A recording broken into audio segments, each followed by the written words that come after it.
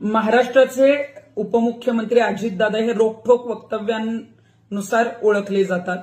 आपण जर बघितलं तर एका पोलीस महिला अधिकाऱ्यांना ज्या पद्धतीने दादांनी फोन केला, मग तीच लाडकी बहीण योजना आहे का?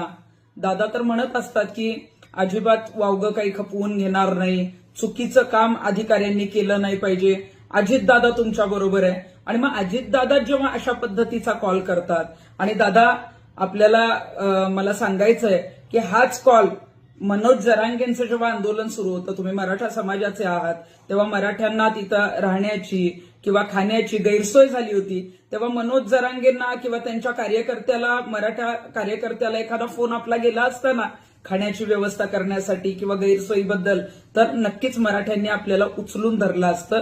आणि मनोज जरांगे जेव्हा उपाशी होते, काहीच खात नव्हते, आमरण उपोषण करत होते, त्यावेळेलाही तुमचा हा जर व्हिडिओ कॉल केला असता तर नक्कीच मराठा समाजाने आपल्याला उचलून धरलं असतं. पण दादा, तुम्ही रोखठोक बोलताय ना, तर तुम्ही जे वाक्य सांगत असता, कसा आहेस, बरा आहेस ना, आता तुम्हाला तेच सांगायची वेळ आलेली आहे. वेळ अजून निघून गेलेली नाही. सुधारणा करा, चुकीच्या कार्यकर्त्यांना पाठीशी घालू नका.